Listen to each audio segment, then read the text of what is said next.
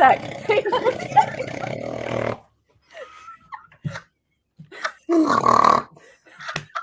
All right, that goes in the blooper reel.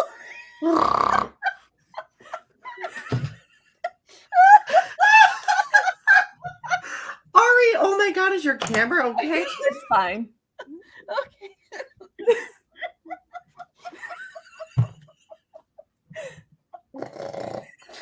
Ow. Oh God. Okay. That I'm good. I'm good. was the best opening of every That was amazing. We'll never top that. That deserves a Grammy, an Emmy, a Oscar, Tony, I don't know. Tony. Oh my goodness, that was. God. I'm sorry. I was just a little surprised that it just came up on me. That I was like, oh shit, it's time. I was drinking water. Oh shit! Oh my God. Hello, everyone. Welcome to episode 86 of Restitching the Tapestry. I think we broke Heather. I'm saying you kind of did. I'm sorry. Okay, I'm good. I'm good. I've been waiting for Heather's cackle to come forth in one of the episodes because it's amazing. Oh God. Okay, I'm good. But yeah, hello everyone. Welcome back to Restitching the Tapestry. This is episode 86. We are 14 episodes away from 100. Woo! Not that much further, right? But we're really excited to be here tonight. And it's, an episode where all three of us can be together and have good, wholesome conversation about the topic. And so far this evening, we do have Arby here. Hello, Arby. We have Leo here. Leo thought that you sneezed.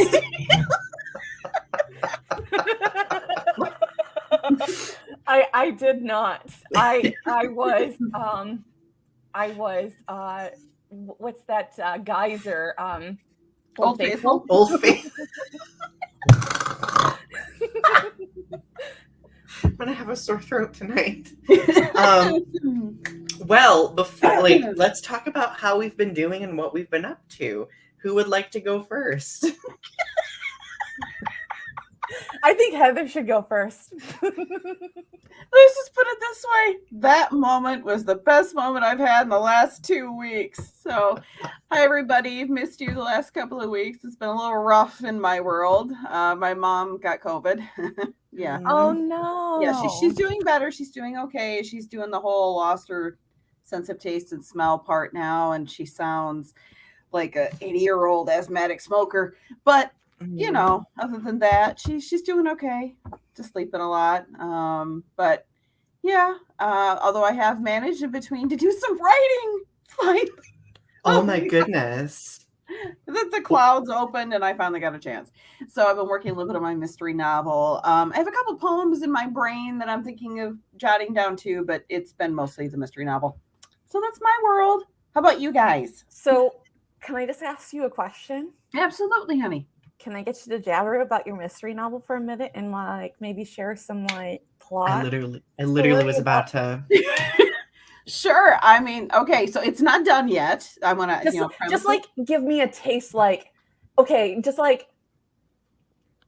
so when you're writing a script, they always say what is this like? So give me if there was a movie or a character or an idea that it was what would it be like? Oh, that's a good question. I would say that it's okay. My mom is a big fan of the Hallmark Mystery Channel. So it's a little bit of that, but a lot more blood. Yeah. So yeah. I have a tendency to kill off my characters in very interesting, unique ways. I have one person who is killed by a pitchfork, but not in a conventional way. So horror mystery, love it. Oh yeah, there's a little bit of blood. But the main character, she is older. She's actually my age. I've been writing for so many years, writing people that were younger than me. I'm screw that. I want somebody my age bracket to be a hero for once. So she's a widow, moves to a new town, takes up a job in a school, and then all of a sudden the kids start dying. Just mysteriously. Like the first one that dies, he is the captain of the swim team. His body is found at the bottom of the pool. And when I say the bottom of the pool, as in the pool was empty. There was no water. What is that? There's a movie. It's got Ryan Reynolds in it. He's the captain of the swim team. You know what movie I'm talking about? I don't think I've heard of it. No. It sounds kind of familiar. Well, Ryan Reynolds sounds familiar because he's been in so much stuff, you know.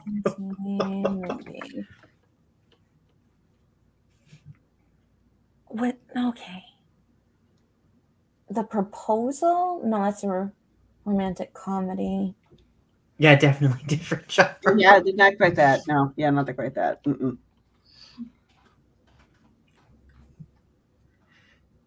Well, while Ari's looking, Heather, feel free to continue describing it. So, at any rate, yeah. Swim Fan. That's what I'm thinking of. Swim Fan. It's a psychological thriller about a stalker.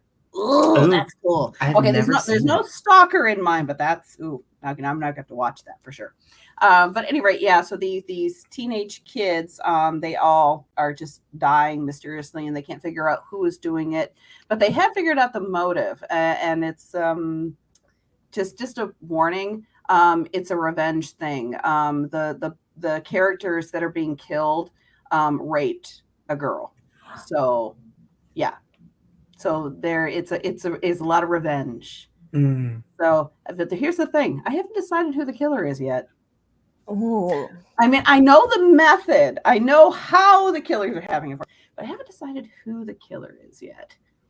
How suspenseful. Keep that under wraps. That's a trade secret. But I'm finding I absolutely love writing mystery. I'm falling in love with it. And I've created an entire town of amazing, goofy, adorable characters that I could seriously see writing more books on. I love my characters. Love like them. Spin-offs and stuff like that. That'd be really cool. It could turn into like a whole series. Oh yeah. I'm really excited to read it. Oh, thank you, honey. Oh. And somebody wants to read it. We're your biggest fans. I did finally kill off the last character, so I'm hoping to finish it off, soon. Maybe. Rogue Agent is here and says he can't stay for too long. Sophia is here. Hello, Sophia. Sophia is here. And Amy Lee Forever is here. Rogue Agent's writing a horror story. Amy Lee Forever, it's good to see you. Welcome back. I love it. So, shall we get on to talking about being passive aggressive? But first, before I forget, for the 3000th time, show mission statement. Okay. We live in a dynamic society where social media shapes us by creating greater opportunities for connection. It has led to a developing understanding of the adversity many marginalized communities face, the powers causing the adversity, and those who act as bystanders as atrocities take place in real time. Our goal with this show is to make connections and have challenging conversations about topics, current events, pop culture, and art. Together, let's weave the threads of understanding with what privilege we have in order to learn, educate, and create in a world that's growing. Okay. Leo's like praying hands finally.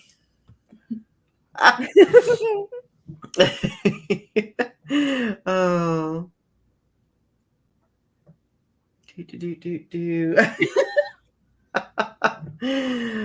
Rogue, what do you mean a copycat channel?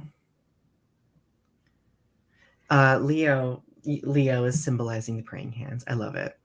So, okay, let's talk about being passive aggressive. Now, there are going to be many different aspects of being passive aggressive that we're going to talk about tonight, because it's something that's so large and all encompassing that there's just so many different angles, right?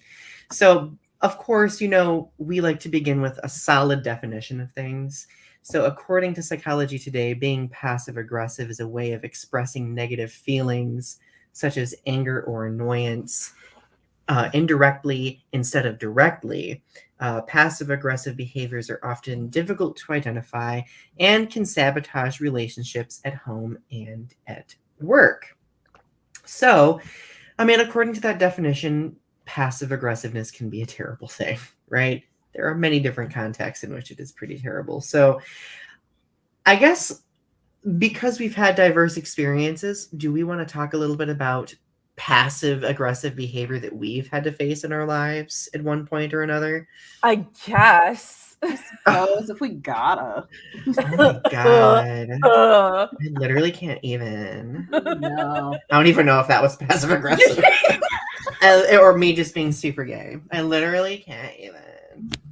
How do we break it off between this and sarcasm?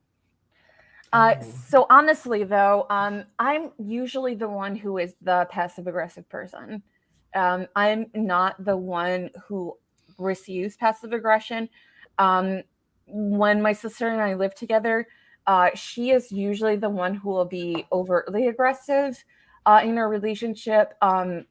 So it makes it so that in our dynamic, it makes me so that I am not able to be outwardly aggressive towards her. I take that passive aggression role so that I'm not able to be like aggressive towards her, just because like you can't meet aggression with aggression. It's like you have to take that like passive aggressive role with aggression. So it's like,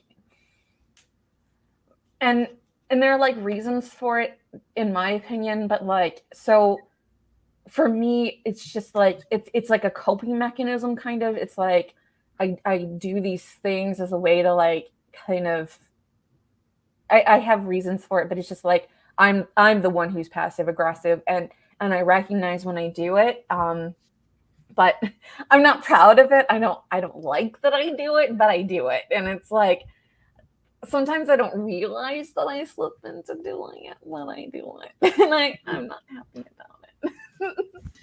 Yeah, I do that too sometimes where I slip into it and I'm just like, wait, am I being passive aggressive? Heather, how about you? My problem with the topic of passive aggressiveness is that if I do it, I'm not aware of it.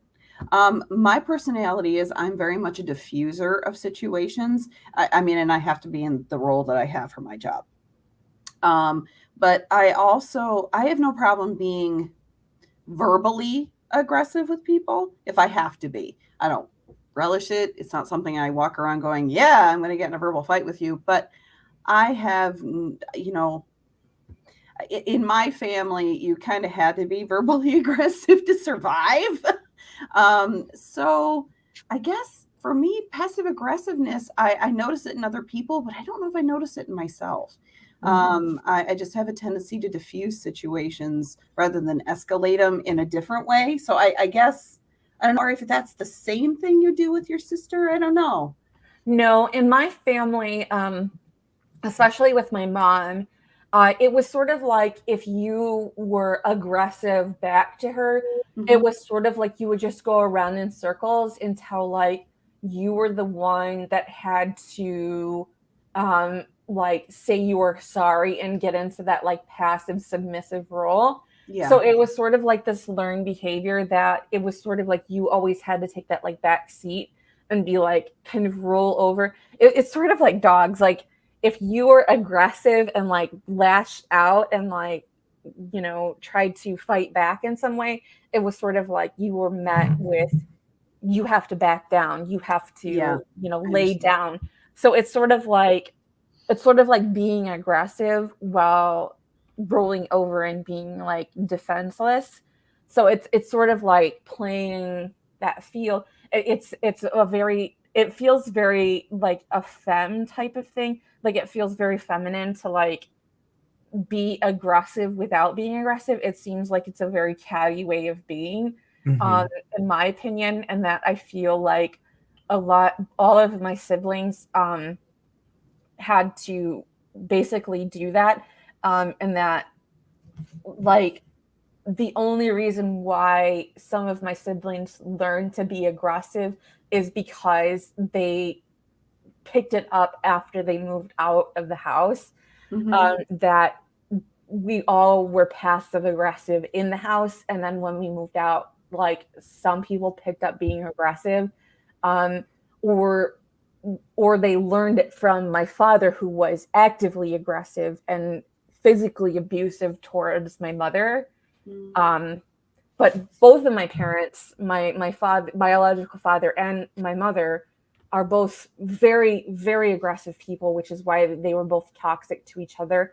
And they work in such a dynamic that like they don't get along, because she will be extremely like, she just like whips people up into this frenzy, because she has, and I would never say this to her, because it would just get nowhere, but she has like she has narcissistic tendencies. I don't know if she would ever be diagnosed as narcissistic, but she has like, you know, if it smells like, if it looks like, if it feels like wine. Yeah. If it quacks like a duck, it's a duck. Like, yeah. Yep. So it's like, you know, anyway, so it's like she's like this, my dad's like this. They're both kind of aggressive in their own ways. She has these tendencies. So when you're in these households, when you're in these situations, it's like you pick up on these things when you're very little, like you learn from your parents, right? Yeah. So, I mean, for you, how were your parents like when you were a kid? For me or Heather? Both of you. Oh, Heather, do you want to go first? Oh, I was going to say, you go ahead. But yeah, it's fine. In our household, it's kind of my dad's way or the highway type situation. He's very much, he definitely wears the pants, and he still does. We still to this day, you know, when my brother and I are trying to decide, for example, what to do for our birthday, we base what we choose on what we know my dad would agree to. So in that regard, I completely understand. Totally understand. And my dad does have narcissistic tendencies as well. So, honey, we are kindred spirits. We have walked the miles in each other's shoes. So and it's funny you were talking about the thing about, you know, some of your siblings, like when they were home, they might have been more passive aggressive, and when they moved out, they became more aggressive. You know, now that you've said that, that's kind of like the little light bulb going off for me. I think I was like that too. Like when I was at home, like if my dad was being my dad, he was just having a day, you had to be very careful what you said and what you did, and because that narcissistic tendency would come out, because you know, like, can't be wrong, can never be wrong. And I can remember I used to, you know, I'd like, it's not like you can shout back or anything. So I go in my room and I would just stand there and shake angrily. You know, of course, puberty doesn't help. You know, it doesn't help. Your hormones are all screwed up on top of it. Right. So, you know, I would just stand there and shake, you know, in anger and cry. And then, but it's like, I never let him see that. So that's where maybe my passive aggressive would stop at my own bedroom door. Is that internally, I would call him everything you could imagine under the sun. But I would never say that directly to him. Now that I moved out of the house, I tell him where the bear shit in the buckwheat. No problems now. None. You know, I still respect my dad, but you know, right. No, Ari, were you about to say something? That's interesting that you said you would go into your room and you would shake so much that you would cry. Mm-hmm. That's sort of like, to me, and this is just my perspective, my opinion on it, you know, feel free to disagree. But from my perspective, if you're so angry that you're crying, it seems to me that you're like pushing down that emotion, that you're like suppressing it to the point of where you can't like express it. Mm-hmm. And so that to me, like, oof, that's not good, you know? Yeah. That's why I write the poetry that I write. Right. It's found its way out. And you're right. It's like it's almost like a poison. Like a poison in your system. It is. You know, and it's like, bad crap happens to everybody. And at the time, I should premise the stuff that was going on in my family. It didn't help that at school, I was getting it too. That was my big, seriously being bullied, every day of my life window. All right. And so, yeah, it was like, kind of like, you just keep adding those blocks, until you're just pressed down.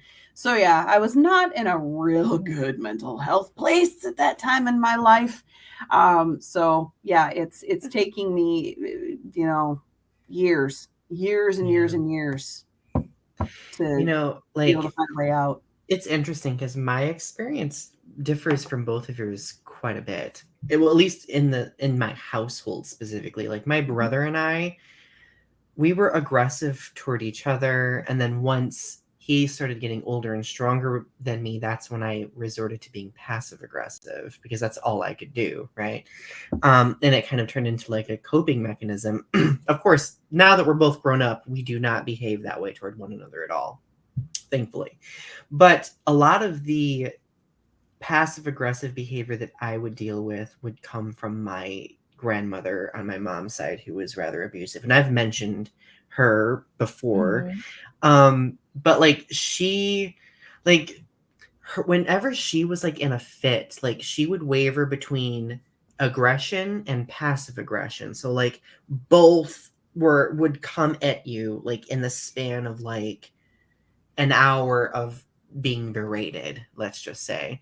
So that's when I started getting to the point where like being aggressive back or being a passive aggressive back just made it worse. So that's when I became the diffuser, like you were saying, Heather.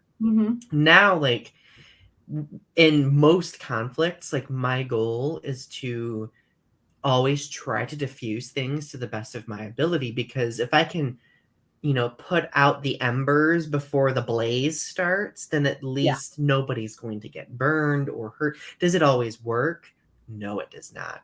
And what I find frustrating is that sometimes people, like I often receive passive aggressive behavior from people, not from people like who are friends who I know, but like from people who are just like acquaintances sometimes. And they get frustrated that I try to play the diffusing role because they think that that's me being passive aggressive in my own way, because it's trying to play this holier than thou role. Does that make sense? Yeah. So now, like I've been at this point in my life where I'm like, okay, how do I diffuse without it coming off being like I'm holier than thou? Because obviously that's not something I intend, right? Like that's, and then it's interesting that we're mentioning this because I had like therapy has been amazing, of course.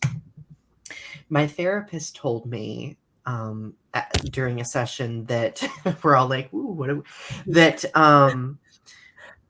part of my reason that I want to diffuse things is it's a projection of my fear of abandonment. Because if I can diffuse people from fighting one another, then that prevents them from leaving my life. Ooh. And the stars aligned. Like I was just like, oh my God, I never thought of that. But it's kind of true. Like, because how we react to different situations could often be a projection of sorts. So. Yeah, I use passive aggression because I don't want to start a fight. Like I want to keep things smooth. So like I am angry about something and I'm uncomfortable with something, but I don't want to cause a stink. I don't want to cause a fight. So then I'll say like my biggest phrase that's like very passive aggressive, and you'll hear it in the tone of my voice when I say it. It's very passive aggressive. It's fine. It's fine. Oh yeah. Yeah. Yeah. Yeah. Because you don't want to. It's like you pick your battles. It's like, do I really want to make a fight about this? Do I really want to? It's like. My passive aggressive go-to word is sure. Oh my God. And you do it so well. Like somebody says something, I'm just like, sure. I should use that in the classroom. It's freaking hilarious. Or in meetings, like I'll be like, All right, sure. Or Sure. alrighty then. Like I Hey. say alrighty then is another one of my bad ones. Because we have so many interactions during the day. Mhm. We have so many interactions with so many people. But that with my sister, it's like, because she gets openly aggressive with me, and it's like she gets mad about so many things with me, and it's like, you know, when I get upset about something, you know, like if it's gonna start a fight if I get upset about something, so I have to be like, you know, even keel about things. I'm the one who has to stay calm. I'm the one who has to hold it together. So I resort to passive aggression to keep myself as still as possible. And so, you know, if I don't maintain that level, if it shows in that tone of my voice, if I have that hint, that little sound, because I did it once. I was like, you know, it's fine. She was like, you're being passive aggressive. I was like, yeah, I have to be very careful with who I say my words around, because sometimes like it can it could be like an inadvertent match in a gasoline filled room, you know. I do want to check the comments really quick. That's what I was wanting to, yeah. So RB, we'll get to your question here in just a moment, because I think that's going to be a good question to talk about. But Amy Lee Forever says, I was in a relationship with a passive aggressive girl. I always had to initiate sex, which isn't exactly against my nature, but my ego got rebellious and it kind of backfired. That can happen, unfortunately. Yeah. That's like when sex is a weapon. Yeah, that's never a good thing. Rogue says, I'm sorry that you guys have been through all you've been through. Thank you. Leo's like, are you sure about Oh, Amy Lee Forever says the word whatever. I know, like, see, it's funny that you mentioned the word whatever, because I think that the word whatever is kind of like that thin little thread bridge between passive aggression and aggression. Yeah. Right. Mm-hmm. Depending you on could be how like, it's oh, said. whatever, you know, whatever, it's fine. I don't or it could be like whatever. Right. It just boils down to tone. Like, if I were to pick my passive aggressive phrase, it's oogie dokie. That's mine. Now, I can literally set it and be like, okie dokie, we can do that. Or if I'm seriously annoyed, yep, okie dokie, whatever you say. That is definitely what it is my word. Yeah, and you've seen it. Yeah. That's the worst part about text-based stuff. Because I was talking with someone. I was watching a video today, and I was talking because I was on, you know, sometimes I troll the weight loss journey tag on YouTube. And so this I've been seeing this woman pop up in videos, and she takes a bunch of this diet stuff. Anyway, long story short, she has a very unhealthy relationship with food. And I was like, I sent this long comment to her today saying, you know, I hope that you heal your relationship with food and have a better, healthy image of how, you know, you are with food. And that I really think, you know, I've been seeing you around, and I really hope that you know, have a better relationship, and that, you know, I hope that you realize that this isn't healthy and that this is really bad for you. And she basically yelled at me and said that what she was doing was fine and that this is normal and healthy. And I said, and she was basically told me to keep my eyes on my paper. And I was like, okay, good luck with that. And so I was like, good luck. You know, I want you to lose weight and be healthy and be happy. And so when I say good luck, that's a very loaded phrase text-wise, because it's like good luck or good luck with that. You know what I mean? Yeah. Like, so she wrote this like very mean comment because she was, and so first rule of the internet is never assume malicious intent. Yeah. Right. I have an example. So Amy Lee Forever, when I see people send LOL, it's fine. But like if somebody sends me LOL with a period at the end of it, that's when I'm like, oh. Or K with a period. Or K with a period, you know, and I'm just like, okay. Like for some reason, the period has turned into like this punctuation mark filled with like abruptness and passive aggressiveness. So that's why whenever, kind of like what you just did, Amy Lee, forever, like if I ever send LOL, like I always try to make sure that I'm like, okay, don't leave off the period, Donnie. You don't want anybody to. Anyway, I was going to also go back to Arpy's question from earlier, which I apologize, I overlooked that. Could sarcasm be passive aggressive? Mm-hmm. Oh Yeah. I think we've kind of established at this point that it's definitely a tone thing. Mm-hmm. Because like we could like there's a difference between sarcastic banter and sarcastic passive aggression, you know. Like passive aggressiveness to me is when a person is actively trying to change the situation, or like in my case try to control a situation through either removing myself from it or saying something that's abrupt and final. Does that make sense? Mm-hmm. Whereas like sarcastic banter, like it kind of ends in like laughs or, you know, like, you know, kind of a thing. Well, the very nature of sarcasm is considered like passive aggressive in and of itself. It's just like, but sarcasm is kind of like that. It's sort of like nonchalant, off the cuff, like sort of like apathetic kind of. It's kind of like this cool, I don't, you know, chilling effect. Like I don't really like a whatever situation. Kind of, yeah. But it can, and there is kind of a playfulness to it. But and like if the person is kind of like other people are kind of into it, then it is. But it can quickly move into that like unwanted passive aggressive, like negative territory. If the other person who you're talking to, you know, if that conversation, that two sides of the conversation, if they're not into it as well, like when you have a conversation, there are two sides. It's like sex. When if both sides aren't enjoying it, then I mean, right. Mm-hmm. Yeah. How I associate it with the sarcasm and the passive aggressive, kind of playing off of that, is if you're like that banter you talk about, if you're just kind of playing around, you know, I have a very sarcastic sense of humor. It pops out. It's natural. I guess you could say it's a defense mechanism too, on some level in certain situations, but overall, I'm just sarcastic sense of humor.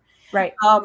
But for me, where it crosses that line into passive aggressiveness is when somebody says something that's insulting and then goes, just kidding. That's what I'm saying. But it's that part that it's that two-way street of two people interacting. And it's like that second person, that receiving person interprets that in a way where it's like like their sensibilities get their jimmies get ruffled. Yes. Right. You rustled my jimmies. Well, I think it's safe to say that there's always signals when it comes to passive aggressiveness. And we've talked about some of the signal words, but like for me, like whenever I hear another person, for example, be like, not to be a bitch, but, and I'm like, when you say that phrase at the beginning of the sentence, that's exactly how you're intending it. So, yeah. And you not know, to be a bitch, but I'm a little whore. Right? No, it's funny though, because I've said that phrase before too, but again, it's tone wise. Like I think there is a situation where tone can just completely change the context, right? Which is, it takes two to tango in a conversation, and baby, we just got tangoed up.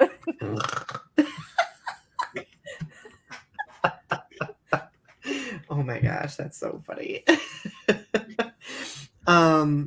Leo is endeavoring to not be sarcastic, of course. Arby says the word, like the phrase "no worries." Oh my goodness, I love no worries. You know, because some people, they like, you know, if you do something nice for somebody, they feel like, you know, they don't deserve it, or that they, and I'm like, no worries, like it's okay, like it's no skin off my back to do this for you. I enjoy doing nice things for you. For me, it's not no worries, it's no biggie. Oh. When somebody says no biggie, or like no big deal, like I'm like, trying to analyze the text. I'm just like, It's really being sarcastic. I can't decide. I'm going to send you a text that says, no biggie, it's smalls. And then I'm going to be like, is Ari being passive aggressive? No, it's Biggie Smalls. I'm going to send you a picture, no biggie, it's small, and then a picture of Biggie Smalls. Oh. I was being derpy for a moment. Forgive me. And my phone just turned on because my phone likes. Maybe that was the universe. And then you are obligated in this conversation to send me a picture. Who killed Biggie Smalls? Tupac. You're obligated to send me a picture of Tupac. Oh my goodness. So, it's interesting.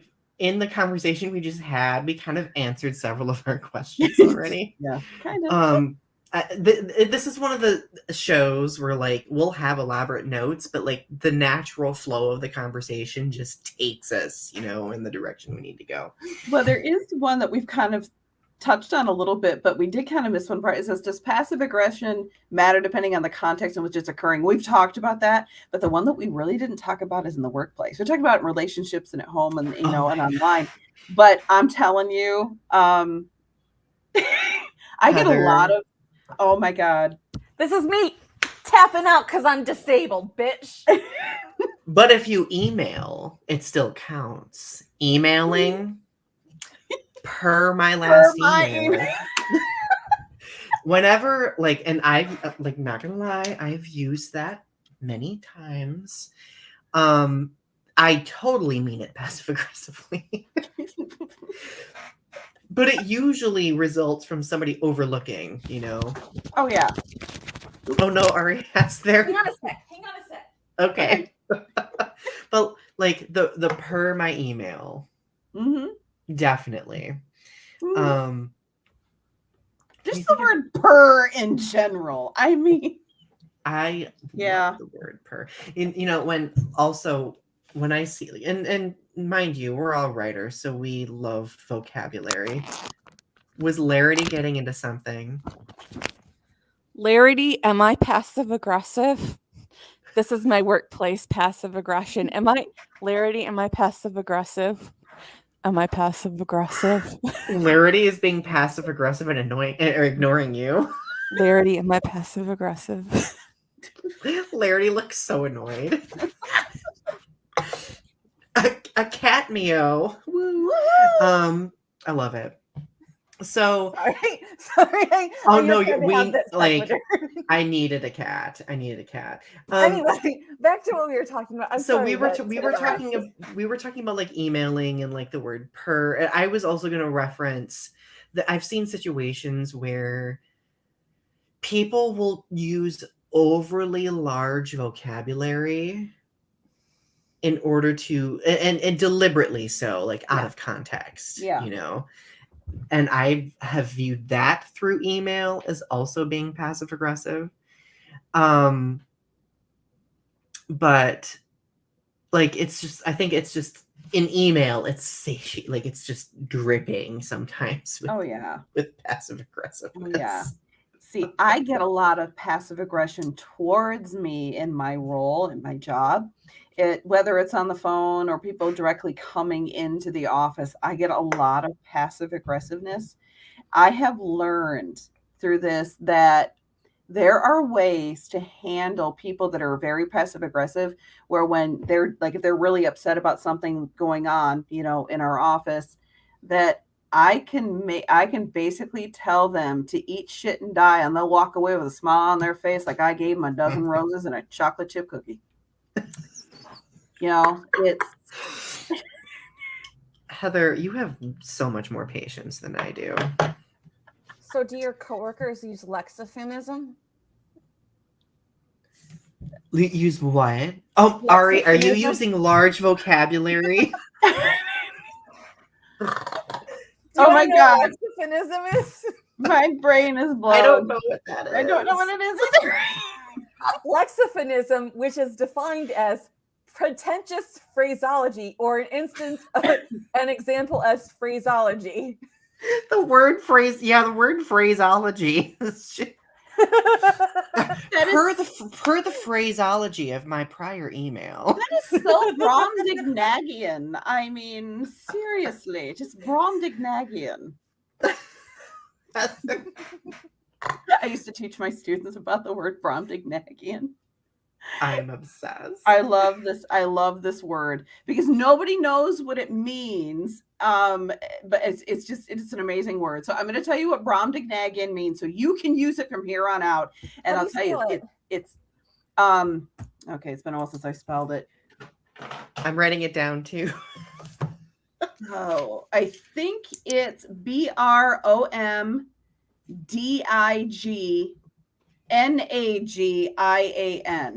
So it might be Brobdignagian. Anyway, it's been a few years since I've taught about it, but basically what it is, the Brobdignags are characters from Gulliver's Travels. They were giants, but the thing about them is they thought that they were just the most intelligent, creatures ever created because of their size, because their brain was so big, but they were really a bunch of, they're dumb as bricks. They really were.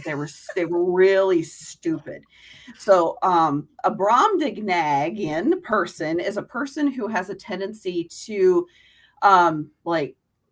be extremely boastful, think their poo don't stink, and no matter what you've done, they've seen it, done it, jumped over it 10 times higher than you ever have. So it's somebody, if you want to be passive aggressive, say that, oh, did that person that's being like that, you know what? You are the most Brobdignagian person I have ever met. And they're going to walk away with a smile on your face thinking that, you've complimented them when you really called them an asshole. And they won't even know it. My favorite one also comes from Boogie Nights, which is he calls him a troglodyte at dinner. I love the word troglodyte. I love that word. I love troglodyte. He's like, what's a troglodyte? He's like, it means caveman. I love the word troglodyte. Oh my gosh, it's so funny. But so it's Brom. It might be Brob. Like I said, it's been a few years since I've spelled it. But yeah, it's Brobdignagian. It's Brobdignagian. Mm-hmm. That's a great word, though. I love it. I really feel like I learned something tonight. I'm glad that I've expanded my insult vocabulary. So instead it's instead of the M, it's a B. Okay. Yep. So it's Brobdignagian. But yeah, you said it's been years since I've had to use it. But yeah, I'm obsessed already. Yeah, Brobdignagian. Thank you so much. I love it. I love it. Okay. Let's talk about can passive aggressiveness be healthy? What do you think? Ooh. I feel like with any tool, it depends on the circumstance. I feel like with anything, you can use your power for evil or for good. Great power comes great responsibility. Marvel. But yeah, no, you're right. Keep going, honey. You're in a roll. True. Yeah. No, what I'm saying is because you get into a position where, yes, David Sperling went gaining victor over one's enemies in a dramatic way. I'm saying when you get into a position where people start listening to you, and you get in a circumstance where people look up to you, and you're in this confrontation with another person, and you get into a position where you're one-on-one with a person, and people are looking at you, and you get into a circumstance where you can't just be aggressive towards that person. You get into a circumstance where you can't do certain things. You have to use the tools available to you. You have to, there are certain tools for certain things, and you have to use all the tools in your toolbox. Sometimes when you get into a work situation, you can't always just go head on into a situation. You do have to use, as per my last email, you just have to sometimes do that. It's just how it is. You can't just be you're a fucking idiot. Listen, read my last email, you fucktard. I can't say that. Why can't I? That's a terrible word. I shouldn't have used that. That is very insensitive. I apologize for saying that, because that is very ableist of me. So I apologize. And see, that's the beauty, that's the importance of language, though. Like, when we do spot ableist language, we can like draw attention to it. For me, it's the word sometimes I still like use it. I've been trying to like scrub that from my vocabulary. It's well, and I've see, been trying. Sometimes I still say it every so often, and my thing is the word crazy. I say the word crazy a lot, and I constantly remind myself, like, Donny, that's ableist language. What are you doing? And it's because, and I don't, it's because like it's not the full R word, so I don't I don't associate it with the R word. So like I don't think of it as the R word, but then like when I say it, I realize that it is still associated with the R word, because I think it's just like it's just I think of it as F, the effer. So I don't think of it as like the other word. So then I'm like, but then I say it and I'm like, oh my God, it means every other thing. And I'm like, oh my God, what did I just say? Yep. I feel that way too whenever I say, any word like that. Yeah. So I apologize to anyone who's watching. And, I apologize. I shouldn't have said that. Oh, it's okay, honey. Yeah, it's okay. Right. Okay. No, I'm just, I have to take responsibility for my actions, and that's just something. So. Well, and I think like seeing you or listening to you say that is important as well, because it models what I think everyone should do. Right? And basically what I was saying is that you shouldn't say stuff like that. That sometimes when you get into a work situation or you get into a situation, you shouldn't say aggressive things. You should go the more, thoughtful, diplomatic route. Yeah, like for me, like because I'm a diffuser, I make myself sound like I'm some sort of like wall plug-in from Bath and Body Works. But anyway, I like as the diffuser, like I'm always like fretting about like how will one person perceive what I say versus another person perceive what I say. Like for example, I could say the word, crazy, right? Like one person might be like, oh, that's nothing, right? But another person might be very deeply impacted by it, right? So it's like weeding a garden in my brain, I think. Like, oh, that word's a weed, pull it, throw it away. So let's see. David says, especially when some people are missing a few, you need that toolbox. It's true. My Amy Lee Forever's bitchiest office moment was I told a colleague his idea was irrelevant. Whoa. The word irrelevant is such a powerful word. It really is. I notice people freak out when I say silly. That's just silly. You're a silly goose. I guess that could be kind of passive aggressive too. Like I know I've like when I've been acting like sarcastic, I've had people be like, Donny, don't be so silly. And I'm just like, I think it comes with like the baby speak, like, don't be silly. Yeah. Do you ever feel like people are like, when they do things like that, when they're like talking baby talk to you, like they're like trying to what am I trying to say? They're talking down to you, like they're condescending. And so like that's sort of passive aggressive in its own way, because they're like, aren't you cute or something like that. It's like Right. I think it does depend on a person, because I have a cousin who she talks to everybody that way, and it's just her personality. She means no evil intent by it. But then again, if you have somebody who normally doesn't speak like that, and I think that's where you're right, Ari, is it is talking down to you. So I think it just depends. Once again, it goes back to that context thing. And Donny, honey, you said the thing about being the diffuser and you sit and you analyze your words. I I do the same thing. Like I'm sitting here as we're talking going, okay, did I paint my dad as this evil man? As you know, I overly analyze what I've already said. So I completely hear you in that portion. Yeah. Well, and building off that, I think because I think all three of us were like very transparent people, but we've had to navigate so many different variables in our life where we've had transparency shamed.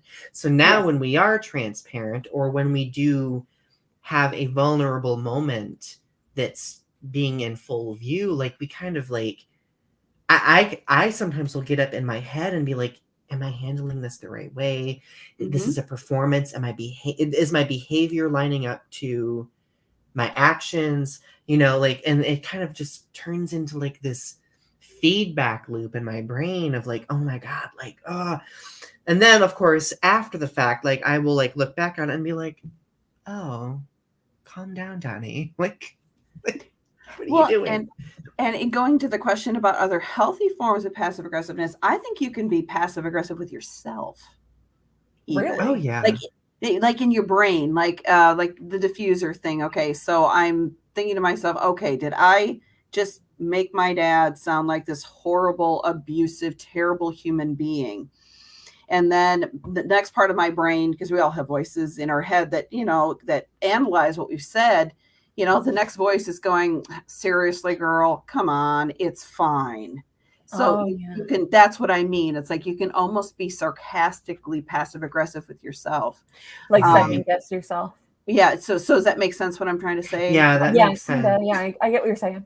I have to be extra careful. Oh, go ahead, Heather. Oh, no, go ahead, honey. No, I was just going to say, I have to be extra careful when I am being like playfully passive aggressive with myself, because for me, there's like a very thin line between being passive aggressive with myself and like very deep damaging self-deprecation. Where like I might be jokey about myself, but like, Donny, don't be so over dramatic about that, blah, blah, blah. But then like by speaking that, like it will be in my brain and I'll be like, I'm the most overdramatic trash human being possible, right?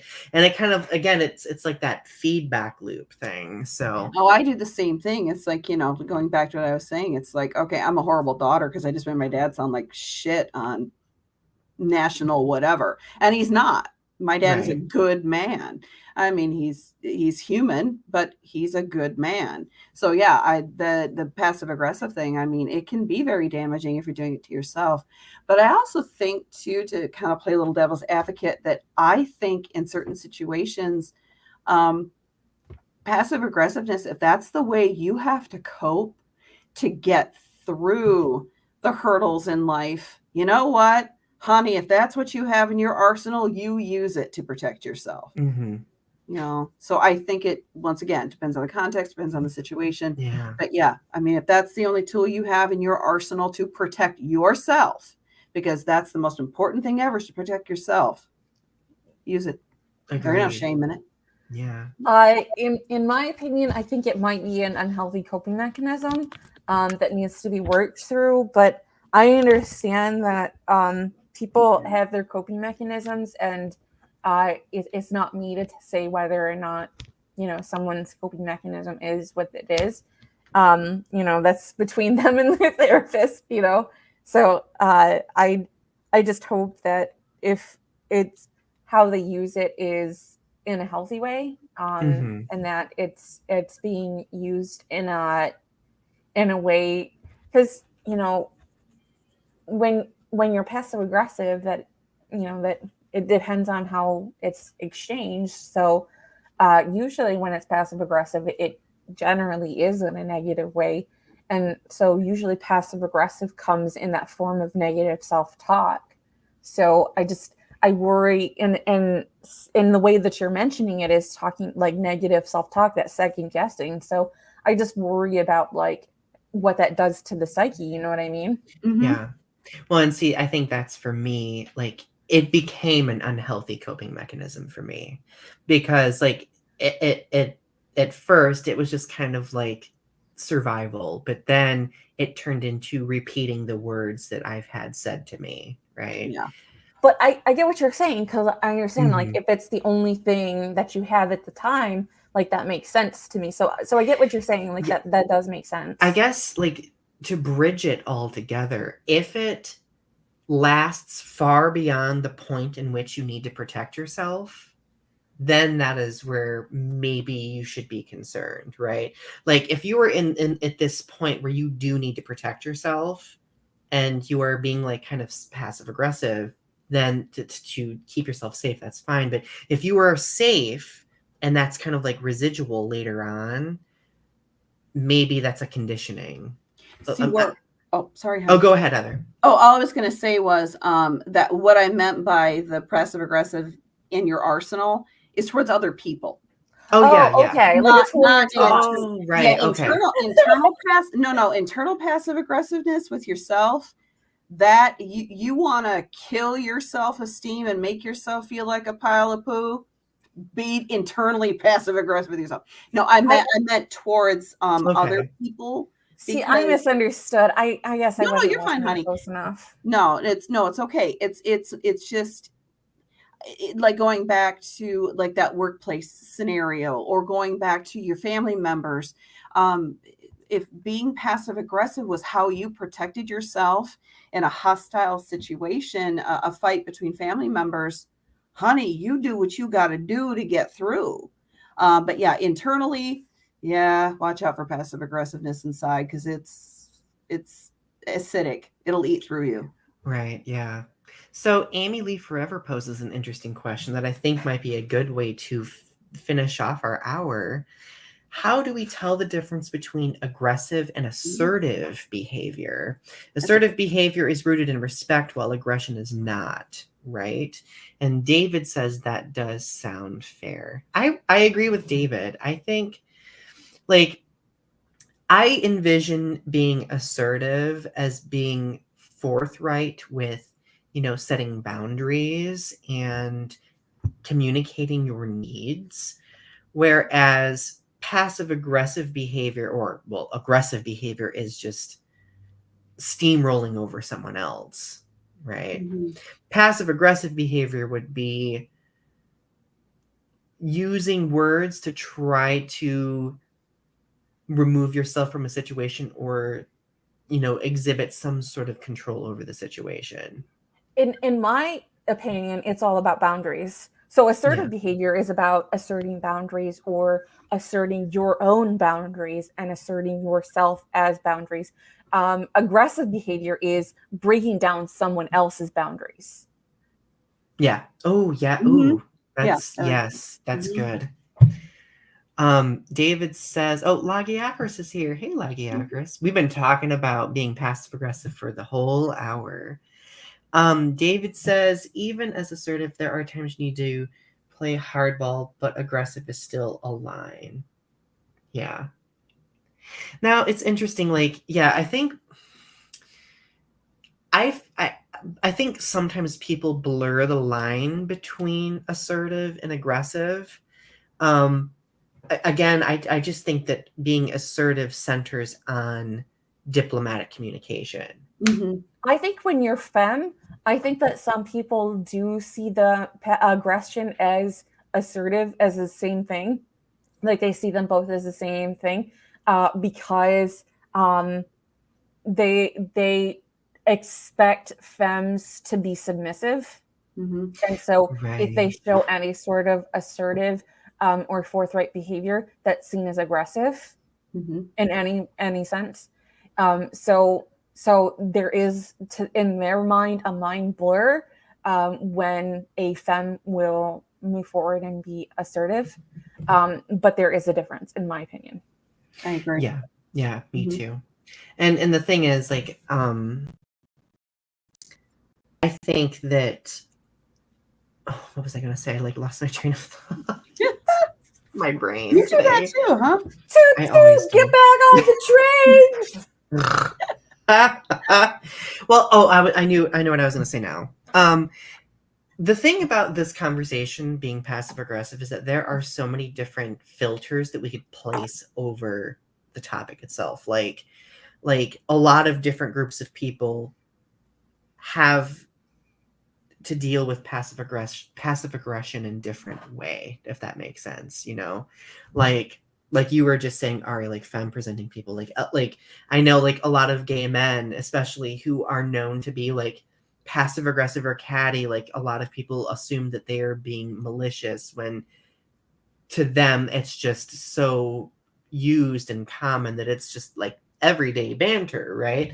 Mm-hmm. Like I know for me, like my partner and I, we're so passive aggressive with each other. Like a person would listen to us talk and be like, do they hate each other? Like, but no, really, like it's just part of the way we just bond, right? Like I think for me, it really depends on who I'm around. Like if I'm at work, I'm going to definitely measure how passive aggressive I am versus at home. Or like a gay person asserting their sexuality, like their homosexuality, or a trans person asserting their pronouns or their transness. It's seen as aggressive when actually it's just being assertive and asserting their identity. Or like a BIPOC asserting their identity and it's seen as aggressive. And, you know, building off that very good point, I think when people accuse those groups of being aggressive or simply existing, that to me is passive aggressiveness, bordering aggression themselves, like trying to dictate. I mean, that's a whole episode. That could be part 2, everyone. Oh, let's see. Amy Lee says, I have a department of 16 guys under me. And being fat, it took me years and years to earn. Sorry, the parenthetical got me. It took me years and years to earn their trust, being seen as equal, which aren't, because I'm the boss.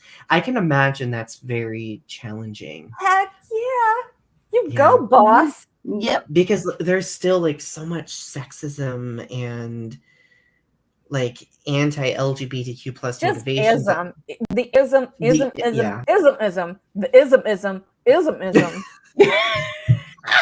I've lost count. How many is that? The ism.